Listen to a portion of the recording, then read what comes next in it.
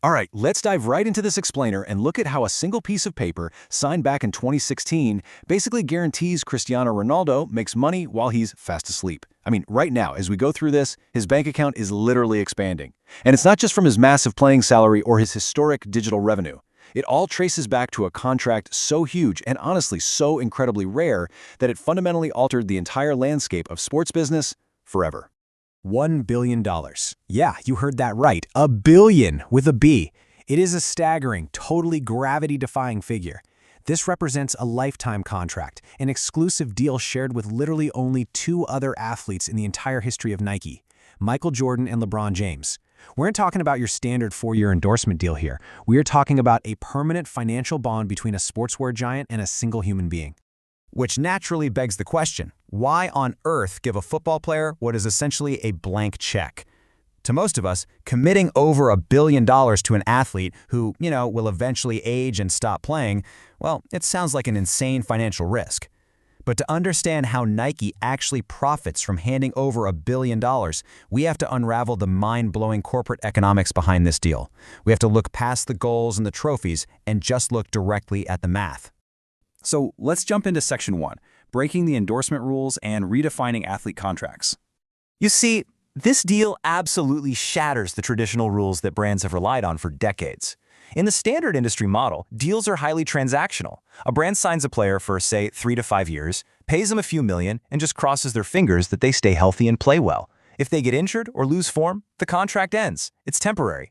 But this lifetime contract, it flips that entire script. It means Nike keeps paying Ronaldo tens of millions annually, even after he hangs up his boots for good. It's permanent, infinite. Nike's basically tying its brand to the athlete forever. Moving right along to Section 2, the ultimate ROI, where attention becomes the economy. So if Ronaldo isn't playing and he isn't on TV scoring goals, how does Nike actually extract value? Well, the answer lies in his digital footprint, over 1 billion followers. Just let that massive number sink in for a second. That's an audience larger than the population of entire continents. Ronaldo isn't just a footballer anymore. He is literally the most followed human on the planet, creating his very own massive attention economy. When Nike pays him, they aren't just buying a brand ambassador to wear their boots, they are buying direct, unfiltered access to a fiercely loyal global audience. And guys, the math really speaks for itself. Nike's annual investment for this lifetime deal is roughly $30 million. But when an independent analytics firm tracked 340 of Ronaldo's Nike-sponsored posts over just a single 12-month period, the return was absolutely astounding. Those posts generated billions of views and interactions, revealing that Nike turned a $30 million investment into $500 million of media exposure in just 1 year. From a pure business perspective, Nike didn't just make a smart deal. They pulled off what is arguably one of the greatest financial steals in corporate history. Which brings us to Section 3, the CR7 market effect and his insane global influence. To truly get why Nike felt they absolutely had to lock him down with a lifetime contract, we have to look at the sheer weight of his global influence over consumer behavior. It goes way, way beyond just selling sneakers. Honestly, his power can be summed up in a single word: agua. Remember that infamous Euro 2020 press conference?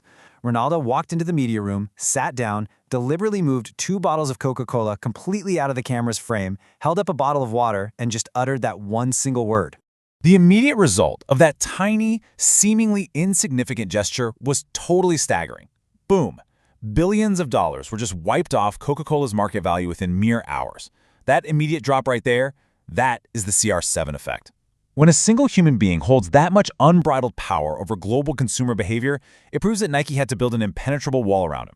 They had to ensure competitors like Adidas or Puma could never, ever sign him. I mean, imagine the catastrophic shift in market dominance if a rival brand snatched him up after his retirement. Nike simply couldn't allow that to happen. Okay, Section 4, the master retirement plan and building a legacy. Because what actually happens when the goals inevitably stop, the stadium lights dim, and the football career officially ends? See, Nike isn't paying for what Ronaldo does today. They're paying for what he represents tomorrow. And they already have the perfect, proven formula for this exact scenario. They're using the exact same blueprint they used for Michael Jordan.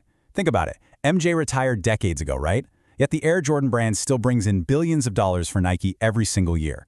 The profits and the legacy live on long, long after the playing days are over. Nike saw the perfect opportunity to replicate this exact same phenomenal success with the CR7 brand. Just look at the foundation he's currently building. Ronaldo has meticulously constructed a sprawling empire completely outside of football. We're talking CR7 hotels, fitness clinics, fragrances, expansive clothing lines, and a massive, ever-growing global media presence. This means Nike isn't just sponsoring a player's athletic career anymore, they are essentially co-owning a global luxury lifestyle brand built to last for generations. Long after he leaves the pitch, teenagers who never even saw him play live will be buying CR7 branded gear simply because of the myth and the lifestyle he represents.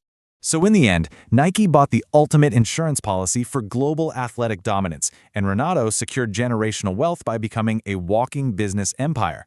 But it does leave us with a fascinating final question to ponder.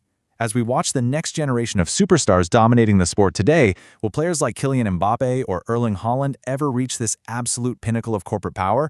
Will we ever see another athlete command a billion-dollar blank check, or is the CR7 deal a one-of-a-kind anomaly in the history of sports?